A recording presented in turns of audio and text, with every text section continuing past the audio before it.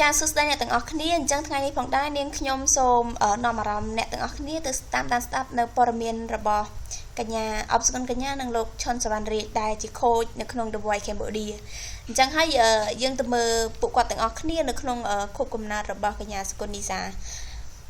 ថាពួកគាត់មានភាពស្និទ្ធស្នាលយ៉ាងណាខ្លះចា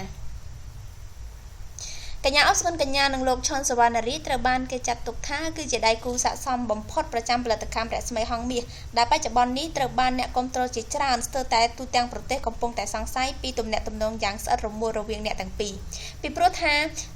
ទាំងការបង្ហោះរូបជាមួយគ្នាឬក៏ពេលទៅណាមកណាជាមួយគ្នាគឺពួកគេហាក់បីដូចជាគូស្នេហ៍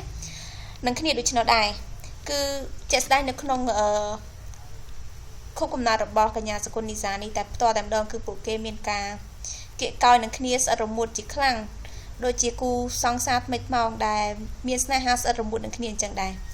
ចាជាការពិតណាស់ក៏ដូចជាការពីប្រហែលថ្ងៃមុននេះដែលជាថ្ងៃខួបកំណត់របស់តារាចម្រៀងស្រីសុគន្ធនីសាគេសង្កេតឃើញកម្ពុជាតារាចម្រៀងពីររូបគឺកញ្ញាសុគន្ធនីសានិងលោកឈុនសវណ្ណរាជតែងតែឈរក្បែរគ្នាជានិច្ចនិងជាពិសេសនោះគឺបានអោបគ្នាយ៉ាងស្អិតរមួតលើសពីមិត្តអាទៀតដែលបានចូលរួមក្នុងពិធីថែមទៀតផងដោយនេះបានធ្វើឲ្យអ្នកគាំទ្រមិនគិតមិនបានថាពួកគេត្រឹមតែជាមិត្តភ័ក្តិរួមអាជីពដោយអ្វីដែលគេធ្លាប់លើកឡើង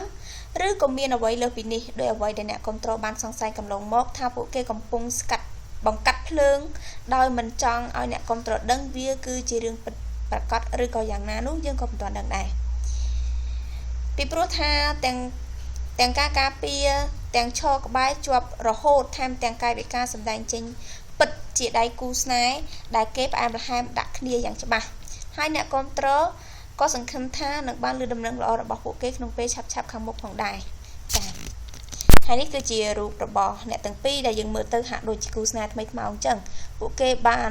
គៀកកោយស្អិតរមួតគ្នាមែនតើនៅក្នុងខូបកំណត់របស់តារាចម្រៀងស្រីកញ្ញាសុគន្ធនីសាចា៎នេះគឺ